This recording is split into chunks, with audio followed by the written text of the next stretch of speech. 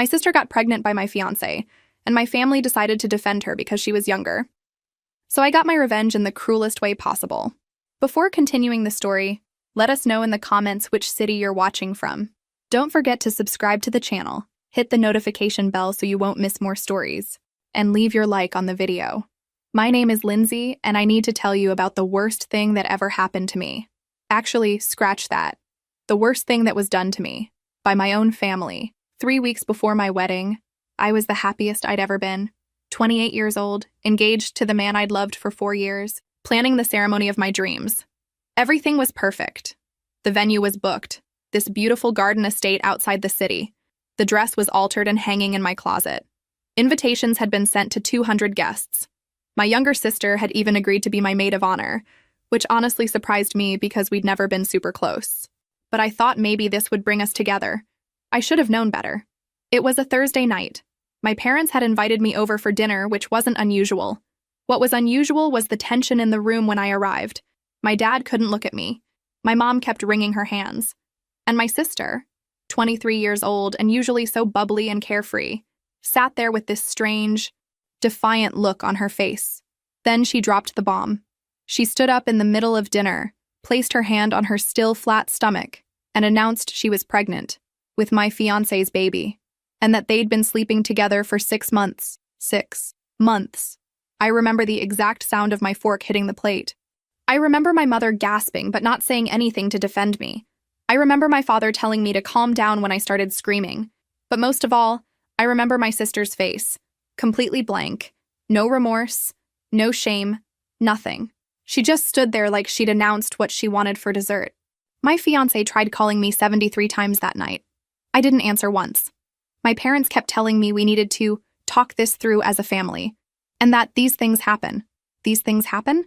My sister seduced my fiancé and got pregnant, and these things just happen? The worst part? Within 2 weeks, my parents had completely switched sides. Suddenly it was all about supporting my sister through her pregnancy. She was the victim somehow. Young, scared, vulnerable. Never mind that I was the one who'd been betrayed. Never mind that she'd destroyed my entire life without a second thought. And here's the part that still makes me physically ill. They used my wedding plans. All of them. The same venue I'd booked and paid deposits for. The same florist. The same caterer. My mother actually called me and asked if I'd mind if my sister used them since everything was already arranged and it would be such a waste to cancel. I minded. I minded so much I couldn't breathe. But they did it anyway. 2 months after my wedding was supposed to happen, my sister walked down the aisle in a white dress, pregnant with my ex-fiancé's child, at the venue I'd chosen, with the flowers I'd picked out, eating the menu I'd selected. Only 3 people from my extended family refused to attend. My aunt on my father's side, my cousin, and my grandmother. Everyone else went, smiled, congratulated the happy couple, posted photos on social media like this was normal and beautiful and not the most grotesque betrayal imaginable. I spent that day in my apartment, alone, drinking wine and looking at the wedding dress still hanging in my closet. The dress I was supposed to wear. The life I was supposed to have. My parents kept calling, kept trying to get me to move past this and be happy for them. Move past it? They'd stolen everything from me and expected me to just swallow it and smile. My mother actually said, and I'll never forget this, that I was being selfish for making my sister's pregnancy about me. That's when I realized the truth. My family didn't just enable what happened, they endorsed it. They chose her. They chose the person who betrayed me over the person who'd been betrayed. So I made a choice too. I cut them off, stopped answering calls, blocked them on social media, moved to a different part of the city. For the first time in my life, I was completely alone. And somehow, that felt better than being part of a family that could do this to me. But this isn't a story about how I stayed broken. This is a story about what happened next. And trust me, it gets so much worse before it gets better. The next 3 years were brutal. I'm not going to sugarcoat it. I spent the first 6 months in therapy twice a week, trying to unpack how my entire family could betray me like that. My therapist kept asking if I wanted to work toward forgiveness. I kept telling her I wanted to work toward not thinking about them every single day. I threw myself into work, got promoted twice, started traveling for business, made new friends who didn't know my history and didn't ask questions when I said I wasn't close with my family. I built a completely new life, brick by brick, and it was exhausting but necessary. Around the 2-year mark, or why, something shifted. I woke up one morning and realized I'd gone an entire week without thinking about my sister or my ex-fiancé. It felt like finally being able to breathe after being underwater. That's when I met him. His name was Owen, and we met at a conference in Seattle. He was there representing his company. He'd started his own consulting firm 5 years earlier and had built it into something impressive. We ended up sitting next to each other at a networking dinner, and he made me laugh.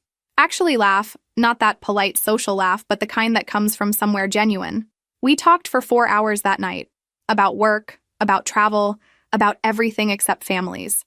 When he asked for my number, I almost said no. I wasn't ready. But something in his eyes made me change my mind. We dated long distance for 8 months before he asked me to move in with him. I was terrified. The last time I'd trusted someone completely, it had destroyed me. But Owen was patient. He never pushed. He let me set the pace for everything.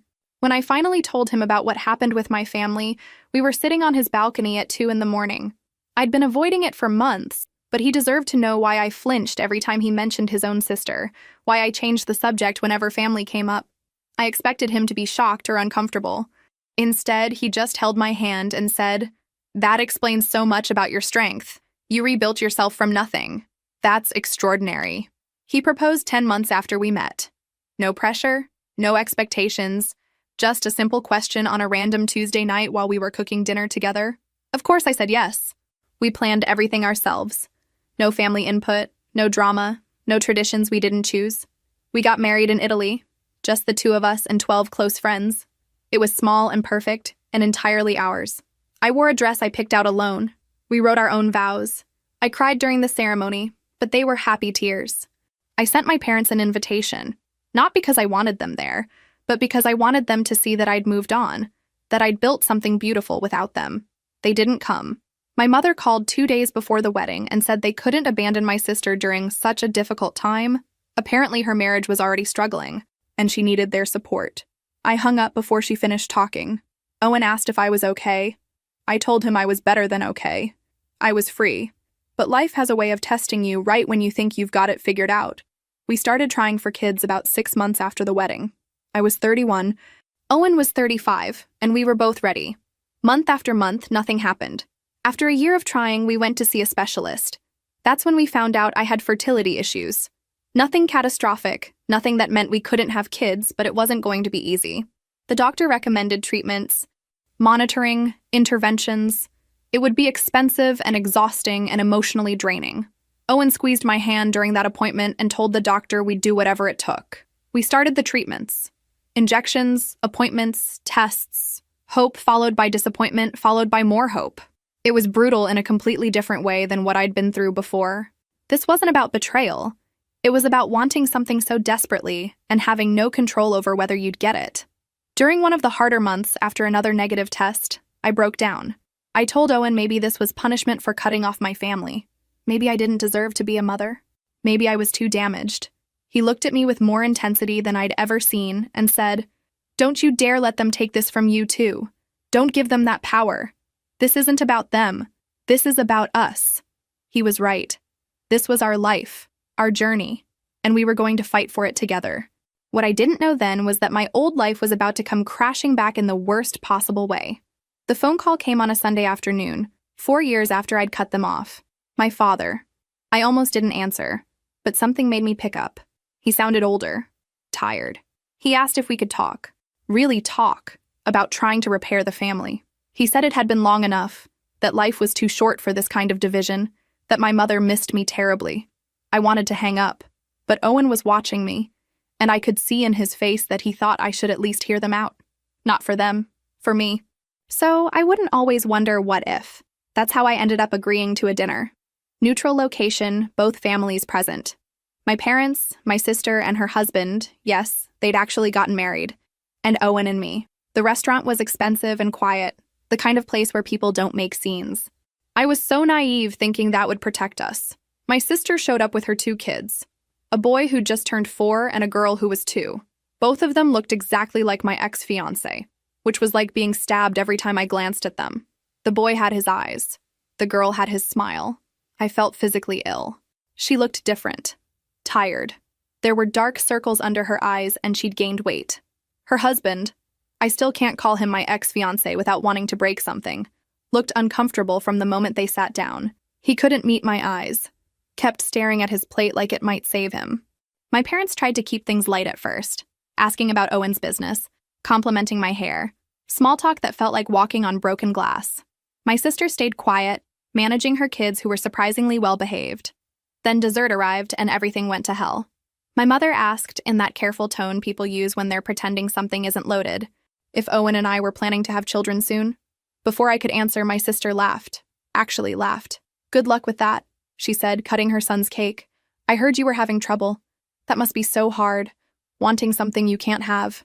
The table went silent. Owen's hand found mine under the table, squeezing so hard it hurt. "Excuse me?" I managed to get out. She looked up, feigning innocence. "What? I'm just saying it must be difficult, especially at your age. I mean, I got pregnant the first time just thinking about it. All 3 times, actually." "3 times? You're pregnant again?" my mother gasped. Delighted. My sister smiled, placing her hand on her still flat stomach. 12 weeks. We were going to announce it later, but yes. Another boy. We're so blessed. I felt like I was going to be sick. Owen's jaw was clenched so tight I thought his teeth might crack. "That's wonderful news," my father said, shooting me a look that clearly meant I should say something supportive. I couldn't. I literally couldn't form words. My sister wasn't done. She turned to Owen. "You must be so patient. I mean, if my husband couldn't give me children, I don't know what I'd do. But I guess when you really love someone, you stick it out, right?" It was the way she looked at him when she said it. The slight smile. The implication. Owen stood up so fast his chair scraped against the floor. "We're leaving." "Oh, come on," my sister said. "I was just making conversation. Don't be so sensitive." My mother reached for my arm. "Please, let's not ruin the evening. Your sister didn't mean anything by it. You know how she is. She just speaks without thinking sometimes." That same excuse they'd been making for her my entire life. Something inside me snapped. I didn't sit back down. I stood there looking at my sister, really looking at her for the first time in years, and saw exactly what she was. Not my family. Not someone who'd made a mistake. A person who'd deliberately destroyed my life and felt absolutely nothing about it. "You want to talk about sensitivity?" I said quietly. Too quietly. "Let's talk about it. Let's talk about how you seduced my fiancé 6 months before my wedding. Let's talk about how you got pregnant and announced it like you'd won some prize. Let's talk about how you stole my wedding, my venue, my plans, everything. And nobody in this family said a single word to stop you." "Lindsay," my father warned. "No. I'm done being quiet. I'm done being the reasonable one. I'm done pretending any of this is okay." I turned to my parents. "You chose her. The moment she announced that pregnancy, you chose her. You didn't ask if I was okay. You didn't defend me. You just decided I should get over it and move on because it was easier than holding her accountable." My mother had tears in her eyes. "We were trying to keep the family together. By sacrificing me? By using my wedding plans for her? By expecting me to just swallow it and smile?" I laughed, but it came out harsh. "You didn't keep the family together. You cut me out and pretended that was the same thing." My sister rolled her eyes. "God, are you still on about that? It's been years. Get over it." "Get over it?" I repeated. "You destroyed my life. You betrayed me in the worst way possible. And you've never once apologized. Not once. Because I'm not sorry," she said simply. Her husband tried to grab her arm, but she shook him off. "You want to know the truth? He was never really yours. If he was, he wouldn't have come to me. Men don't cheat unless they're not getting what they need at home." Owen moved to stand next to me, his presence solid and grounding. "We're done here." But my sister wasn't finished.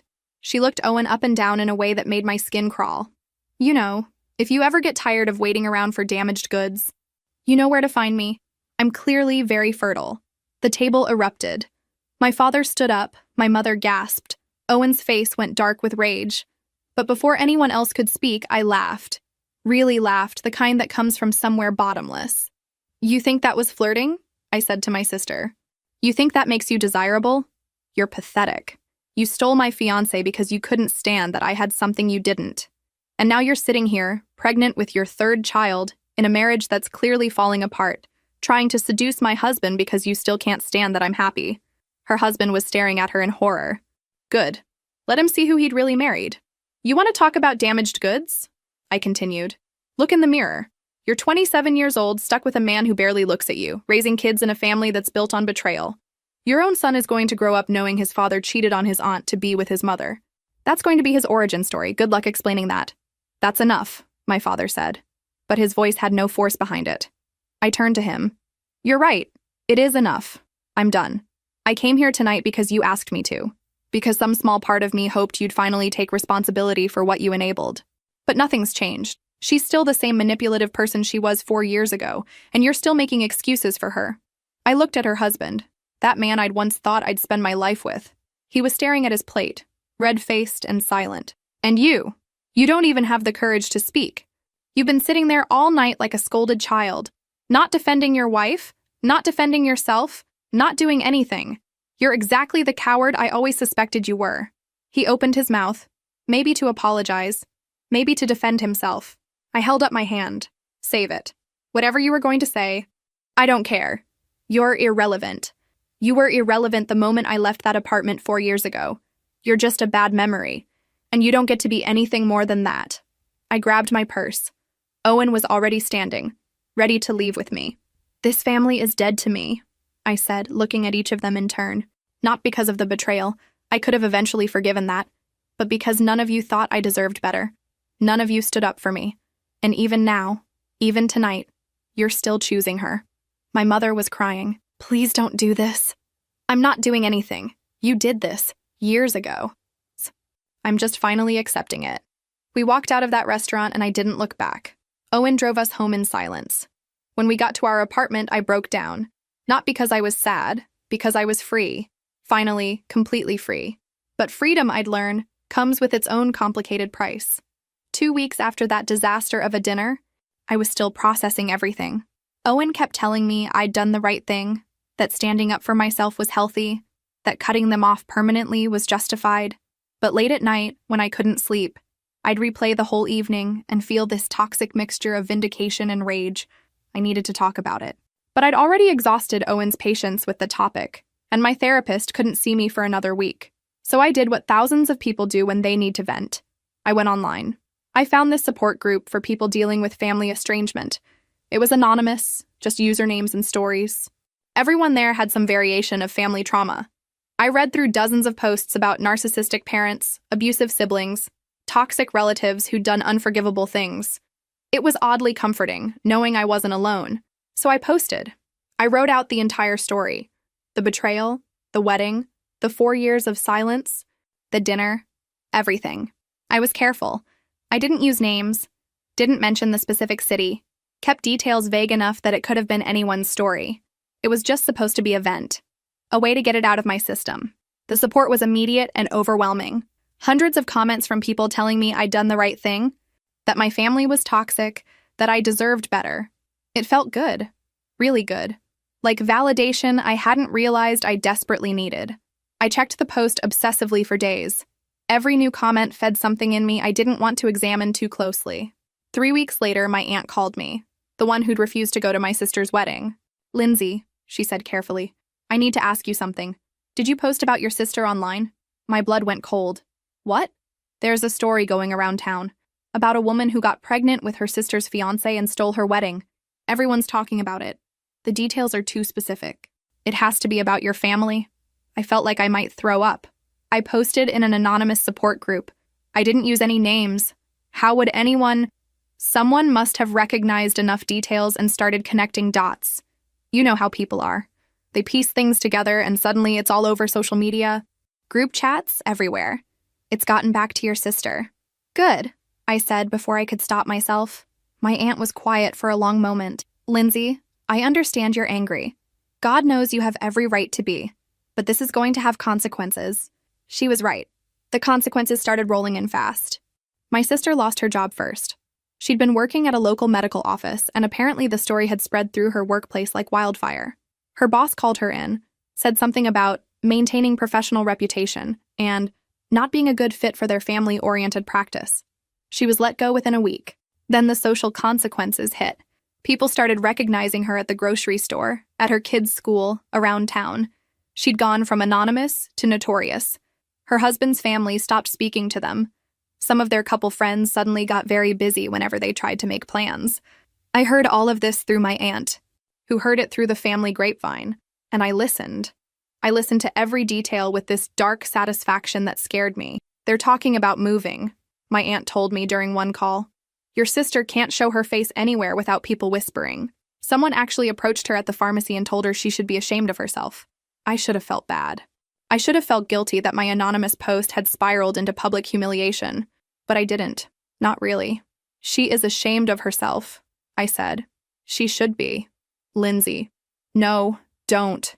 She destroyed my life and felt nothing. Now people know what kind of person she is. That's not my fault. That's just truth catching up. But even as I said it, something felt off, wrong.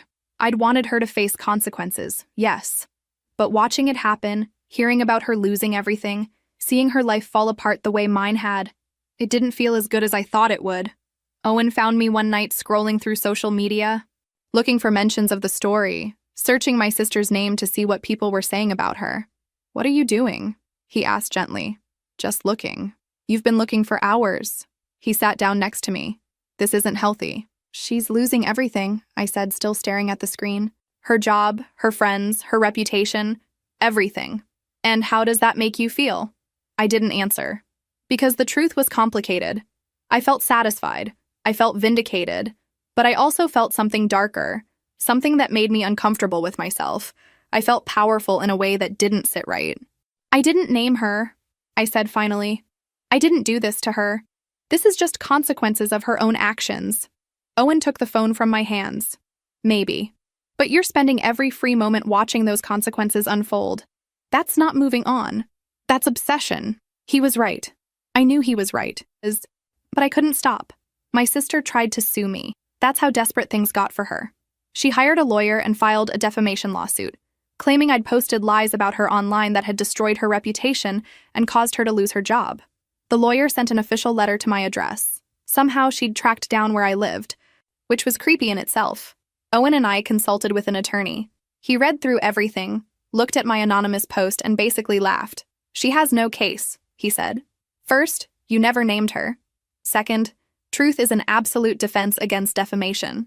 Third, she'd have to prove that your post directly caused her specific damages, which is nearly impossible when it was anonymous and the spread was organic. The lawsuit never even made it past preliminary filing. The judge threw it out. Not enough evidence, no direct connection, case dismissed. When my aunt told me, I felt this rush of triumph. She'd tried to come after me legally and failed. It was another loss for her, another win for me. But that same week, something else happened. Something that should have been purely joyful. I got pregnant. After 2 years of treatments, failed attempts, hormones, disappointments, finally 2 lines on a test. I stared at it in the bathroom for 10 minutes straight, crying, unable to believe it was real. When I showed Owen, he picked me up and spun me around, and we both cried together. This was everything we'd wanted, everything we'd fought for. We were going to have a baby.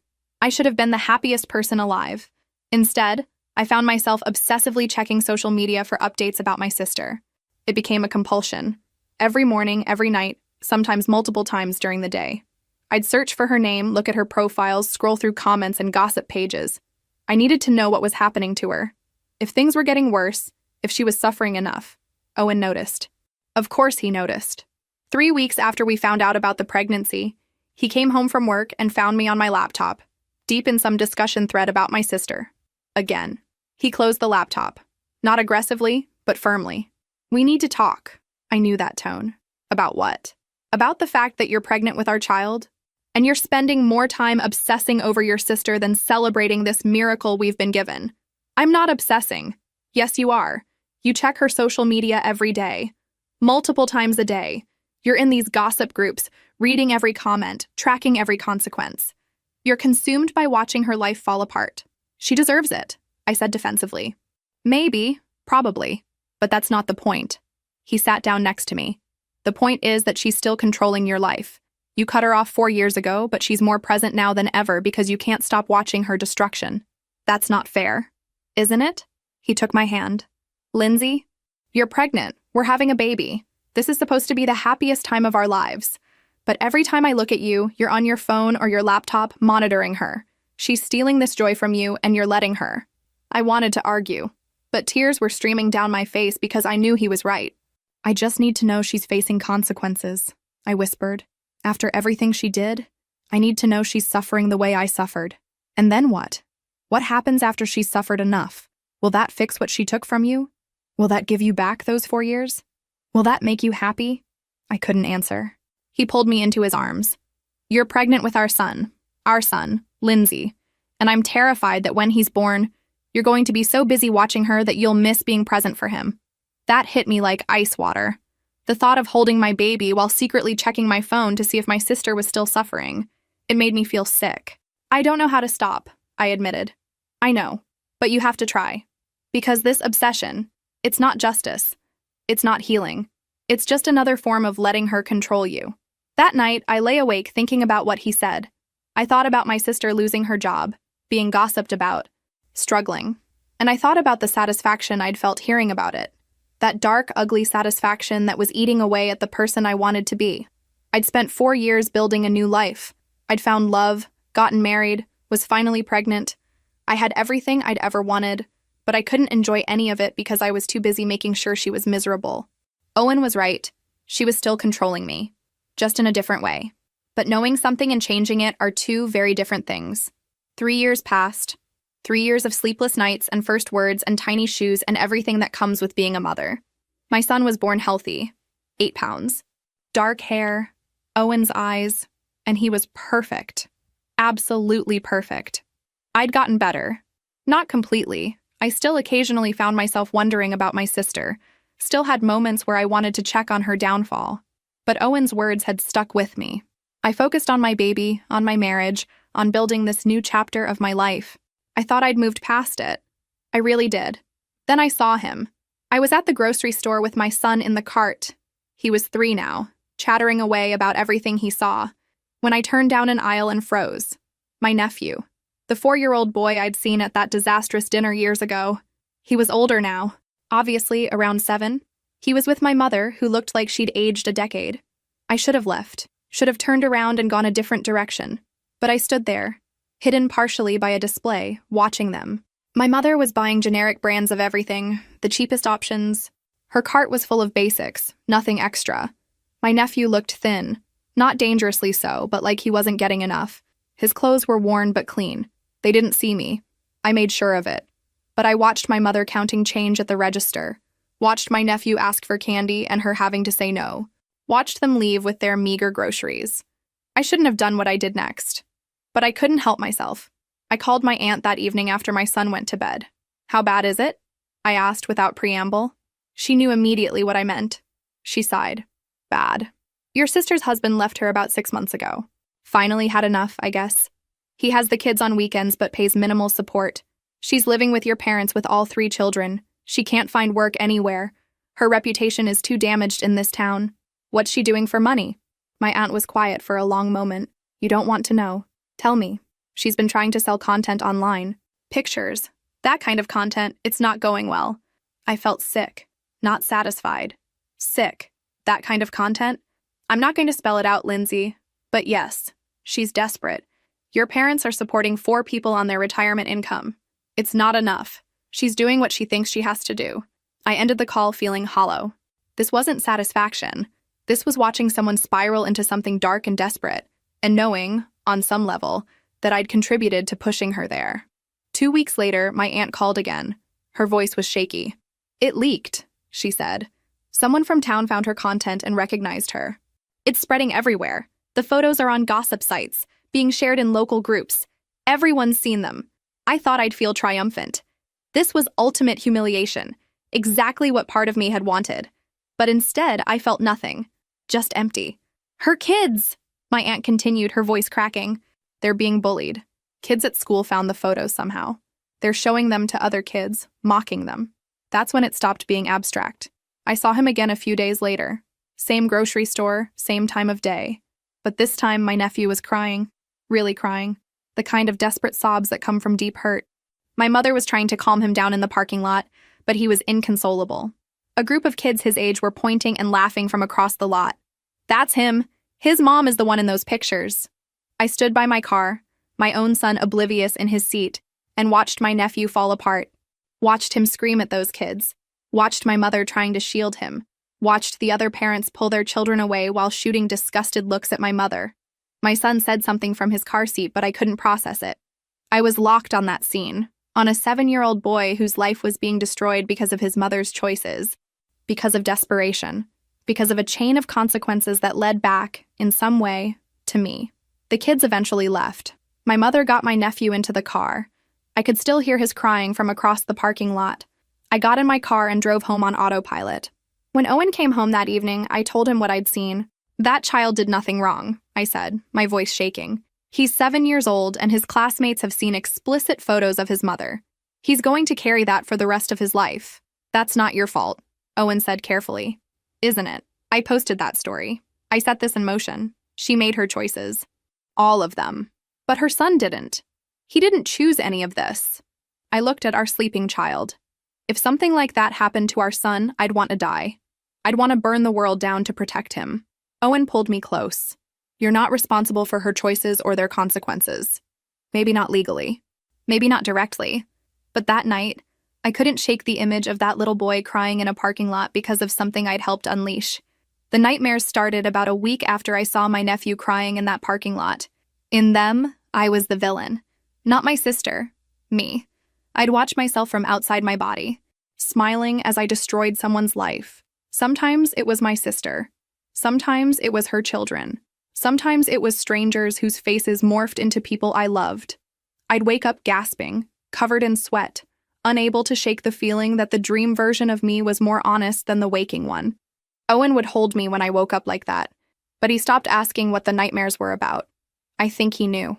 I think we both knew I was processing something I didn't want to face. Then one afternoon, my son asked me a question that broke something inside me. We were coloring together at the kitchen table.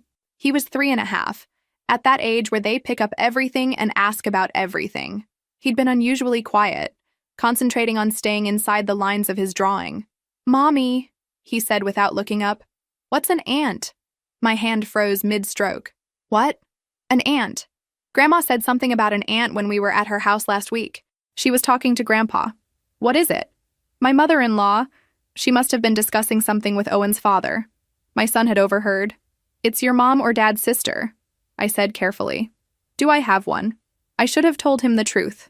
I should have said yes, that he had an aunt he'd never met, that it was complicated, that maybe someday I'd explain. But I didn't. "No," I said. "You don't have an aunt." He nodded, accepting this completely, and went back to coloring. But I sat there feeling like the worst person alive. I'd just lied to my child, lied about something fundamental about our family. And the worst part was how easily the lie had come out. That night, after my son was asleep, I broke down. Owen found me crying in the bathroom. "I told him I don't have a sister," I said. "He asked about aunts and I lied to him. I looked my son in the face and lied."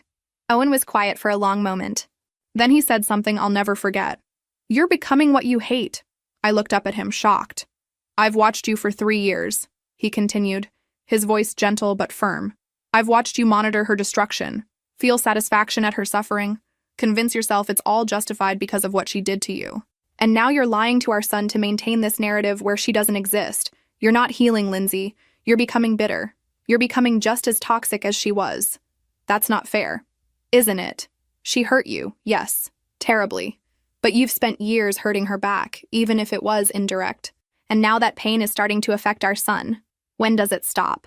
When does the revenge end and the healing begin?" I wanted to argue. But everything he said was true, and we both knew it. "I don't know how to let it go," I whispered. "I know, but you have to try. Because if you don't, you're going to pass this hatred down to our son. He's going to grow up learning that family betrayal is unforgivable, that revenge is justified, that lying is acceptable if it protects the narrative you want to maintain." Before I could respond, my phone rang. Late, too late for a normal call. I almost didn't answer, but something made me pick up. It was my father. "Lindsay," he said, and his voice was wrecked. "It's your mother. She's been diagnosed with cancer, pancreatic, stage 4. The world tilted. "What?" "They give her less than a year, maybe 6 months. She wanted me to call you. She wants to see you." I couldn't speak, couldn't think. "Cancer, terminal, 6 months. I know you're angry," my father continued. "I know we don't have a relationship anymore, but she's your mother. She's dying, please. I hung up without answering, stood there holding the phone, trying to process what I'd just heard. Owen was watching me. What happened? My mother has cancer. Terminal. Less than a year. He pulled me into his arms. I didn't cry. I just stood there, numb, thinking about all the years of silence, all the years of anger, all the bridges I'd burned and convinced myself I was fine with. What am I supposed to do? I asked. I don't know, Owen said honestly. But whatever you decide, you have to live with it. If you don't see her and she dies, you can't take that back. And if you do see her, you have to be prepared for what that might mean. I thought about my son's question, about my lie, about my nephew crying in a parking lot, about years of obsession and revenge disguised as justice. I've become someone I don't recognize, I said quietly. Then change, Owen said simply. It's not too late, but it has to start now. That night I lay awake thinking about my mother dying, about my sister struggling, about consequences and choices, and the difference between justice and cruelty, about whether it was possible to heal from betrayal without becoming exactly what you hate. I didn't have answers. But for the first time in years, I was asking the right questions. My father called again 3 days later. I'd been avoiding thinking about the first call, pushing it down, pretending I had more time to decide what to do. We need to talk, he said. Your mother wants to make a request. I met him at a coffee shop. Neutral territory. He looked older than I remembered. Thinner, grayer, worn down by the weight of everything that had happened to our family. She has about 6 months, he said without preamble. The doctors were clear. It's aggressive. There's no treatment that will make a difference at this stage. I stirred my coffee, not drinking it, just needing something to do with my hands. She doesn't want you to forgive your sister, he continued. She knows that's not something she can ask, but she has one request. When the time comes, when she passes, she wants you both there, at the funeral. She doesn't want to be buried with her daughters still at war. That's not fair, I said immediately. I know. She's asking me to stand next to the person who destroyed my life, to pretend we're a family, to perform grief while the person who betrayed me is there doing the same thing. She's not asking for a performance. She's not asking you to reconcile. She's asking for 2 hours of your life where you're in the same room for her sake. That's all. I laughed bitterly. That's all? Dad, you have no idea what you're asking. I do, he said quietly. I know what she did. I know we handled it wrong. I know we chose her when we should have supported you both differently. I know all of it. But this isn't about rewriting history. It's about giving your mother peace before she dies. What about my peace? When do I get that? He didn't have an answer for that. That night, Owen and I had the longest conversation we'd had in months. I told him about my father's request, about the funeral, about the impossible position I was in. If you don't go, you'll regret it, Owen said. Not because of them, because of you. You'll spend the rest of your life wondering if you made the right choice. And if I do go, if I stand there next to her and have to watch her cry and pretend to be the grieving daughter, then you'll know you did everything you could. You'll know you gave your mother what she asked for in her final days. I hate this, I said. I hate that she's putting this on me, that I have to choose between my own pain and her peace. I know, but that's the choice, and only you can make it. The next day, I did something I should have done years ago. I made an appointment with a therapist, not the one I'd seen after the initial betrayal. A new one, someone who could help me process this fresh hell. Her office was calm. Neutral colors, soft lighting, a box of tissues strategically placed. I told her everything. The betrayal, the wedding, the years of silence, the dinner, the post that leaked, my sister's downfall, my nephew crying, the nightmares, the lie to my son, and now this impossible request. She listened without judgment, taking occasional notes. What do you want? She asked when I finished. I don't know. That's not true. You might not want to admit it, but somewhere inside you know what you want. I was quiet for a long time. I want it to stop hurting. I want to be able to think about my family without feeling this rage. I want my son to grow up without inheriting this darkness. I want to be free of her, of all of them. And you think seeing your mother before she dies will give you that? I don't know. Maybe. Or maybe it'll just hurt more. There's no right answer here, the therapist said gently. But consider this. What will haunt you more? Going and risking pain? Or not going and living with that question forever? That night, I sat down and wrote a letter to my sister. I don't know why. I wasn't planning to send it. but I needed to get the words out.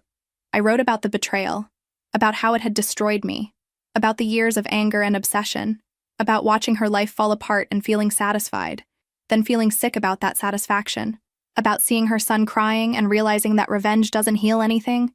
It just creates more pain. I wrote that I didn't forgive her, that I might never forgive her, but that I was tired of hating her, tired of watching her suffer, tired of letting what she did control my entire existence.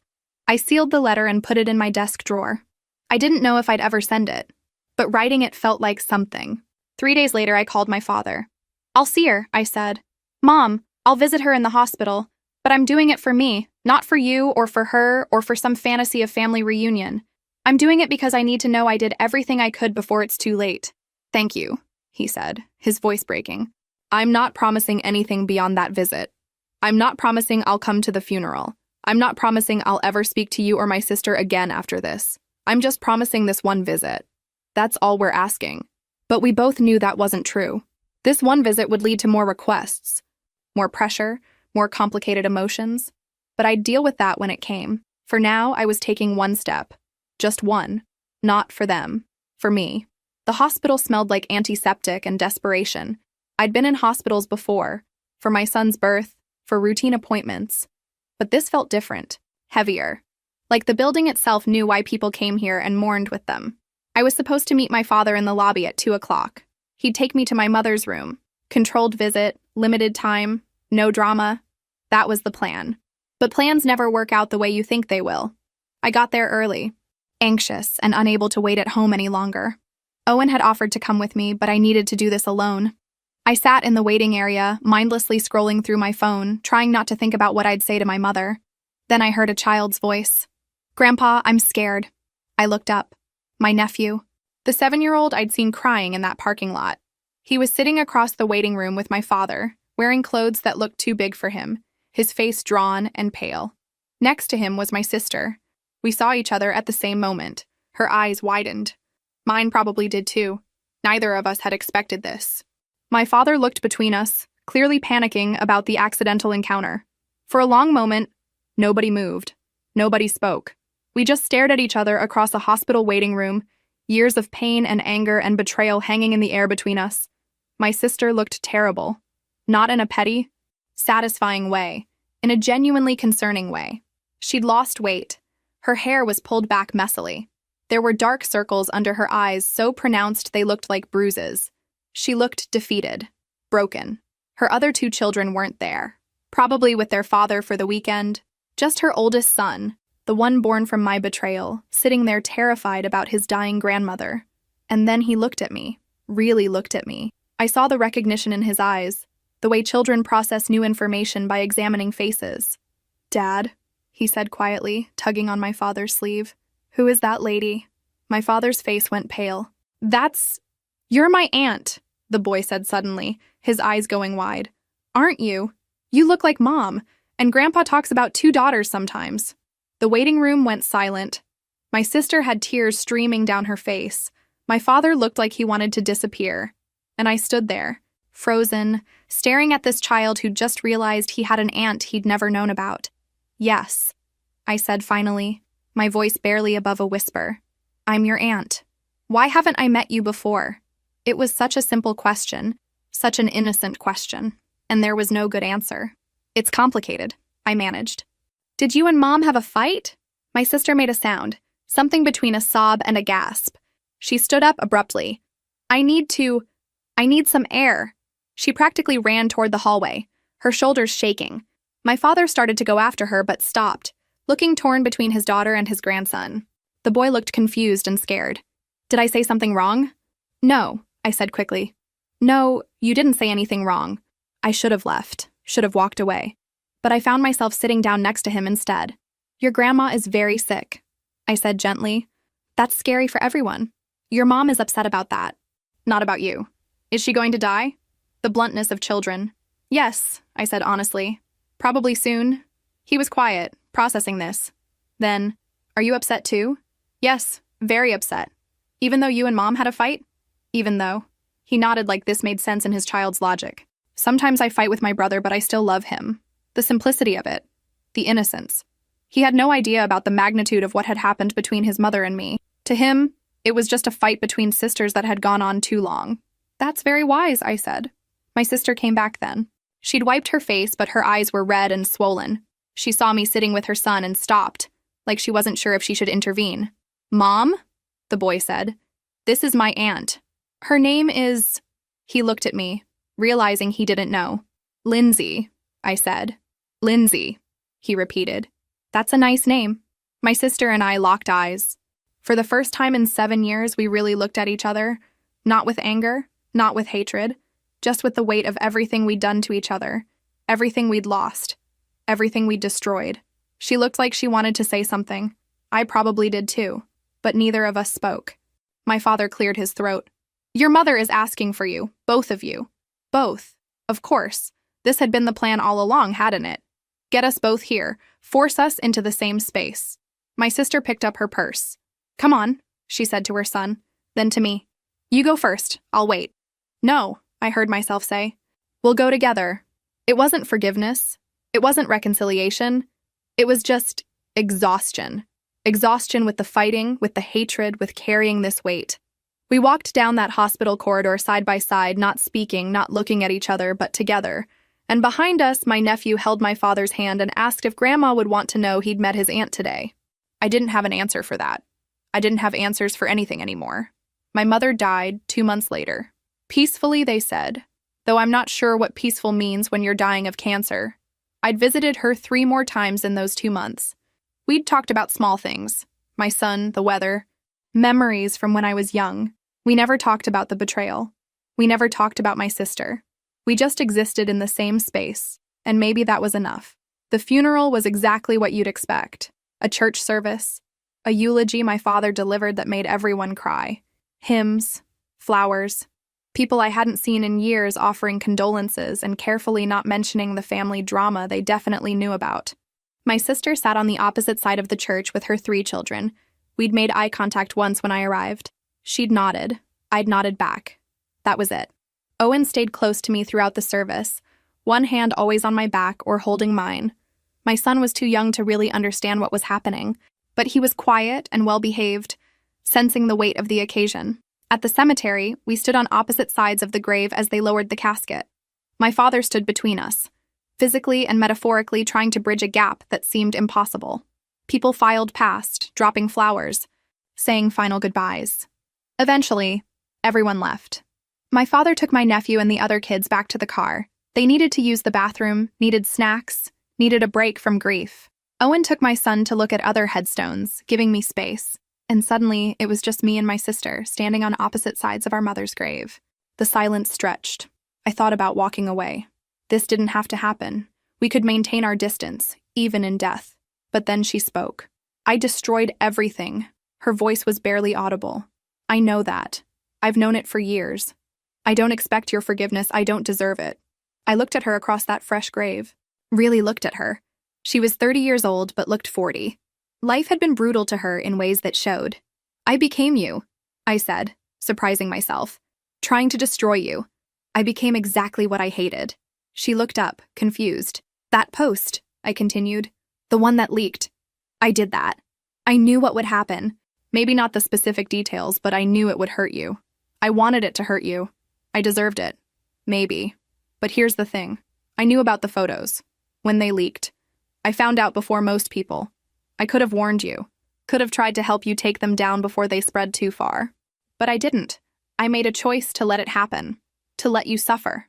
She was crying now, silent tears streaming down her face. "I watched you lose everything," I said.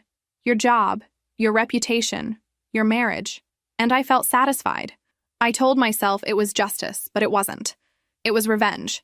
And the worst part is—" My own voice broke. "The worst part is I didn't care who else got hurt. Your kids. Your son. I saw him crying in that parking lot because other kids had seen those photos of you, and even then, part of me thought you deserved it." "I did deserve it," she whispered. "But you're right. My son didn't. None of my kids deserved to suffer because of my mistakes." We stood there, both crying now, on opposite sides of our mother's grave. "I can't forgive you," I said. "Not yet. Maybe not ever. What you did, it changed me. It broke something in me that I don't know if I can fix. I know, but I can't keep doing this. This hatred, this obsession with your destruction, it's poisoning me. It's affecting my marriage, my son, my entire life. I've become someone I don't recognize. Someone cruel. She wiped her face. I'm sorry. I've been sorry for years, but I didn't know how to say it. Didn't think I had the right to say it. I destroyed your life because I was jealous and selfish and stupid. And I've spent every day since then paying for it. Your kids shouldn't have to pay for it too. No, they shouldn't, but they are. My oldest knows the story now. Kids at school made sure of that. He knows his father was engaged to you. He knows I'm the reason you don't talk to us. He's 7 years old and he carries that shame. I thought about my own son, about the lie I'd told him, about the legacy of pain we were passing down. I pulled the letter from my purse, the one I'd written months ago. I'd been carrying it since then, not sure what to do with it. This is for you, I said, walking around the grave to hand it to her. I don't know if it'll help. It's not forgiveness. It's not reconciliation. It's just acknowledgement of what happened, of what we both did to each other, of where we are now. She took it with shaking hands. Can I read it? Not now. Later, when you're alone. She nodded, holding the letter like it was something fragile. Thank you for being here today, for talking to me. I know how hard this must be. It is hard. It's the hardest thing I've done in years, but it's necessary. Will I see you again? After today? I didn't know how to answer that. I don't know. I need time. I need to figure out who I am when I'm not consumed by anger at you. That's fair. She paused. Your son is beautiful. I saw him at the service. He looks like you. Thank you. Your kids. They seem good. Resilient. They're surviving. That's about all I can manage right now. We stood there awkwardly, not sure how to end this conversation. Not sure what came next. I should go, I said finally. Owen's waiting. My son will be getting restless. Of course. Lindsay. She stopped, swallowed. Thank you. For the letter. For today. For not hating me quite as much as you should. I do hate you, I said honestly. But I'm trying not to let it define me anymore. I walked away then, back to Owen and my son. Back to my life.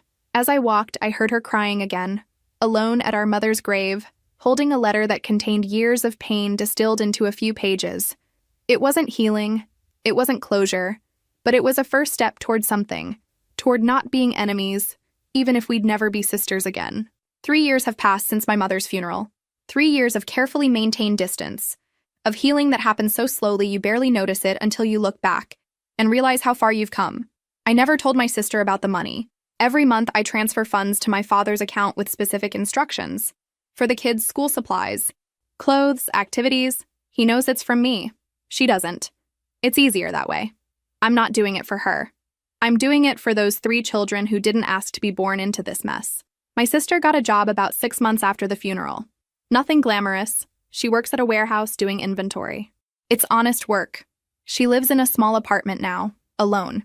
The kids stay with her during the week and with their father on weekends. From what my father tells me, she's in therapy. Weekly sessions, working through everything, trying to become someone different, someone better. I'm in therapy too. Therapy. Once a month now, down from twice a week. We talk about forgiveness, about healing, about letting go of the need to control everything, about being a better mother to my son by not passing down the darkness of my past. My father lives alone in the house I grew up in. It's too big for him now, full of memories and ghosts. My sister visits on Tuesdays. I visit on Thursdays. We never overlap. It's an unspoken agreement, a boundary we both respect. Until his birthday. My father turned 70 this year. Owen convinced me we should go to the party he was having. Small, just family, nothing dramatic. I almost said no, but my son asked if we were going to see Grandpa, and I couldn't think of a good reason to refuse. We showed up at 1 o'clock. My sister and her kids were already there. The moment I walked in with Owen and my son, everything got quiet. Not uncomfortable, just careful. Everyone aware of the fragility of the moment. My sister was in the kitchen helping set up food. She looked up when we entered, and for a split second, I saw fear in her eyes. Fear that I'd leave. Fear that my presence meant conflict. Fear that we were about to ruin our father's birthday. I nodded at her. She nodded back. And that was it. Our kids gravitated toward each other immediately, the way children do. My 6-year-old son and her 10-year-old started playing with some building blocks. Her younger two joined in.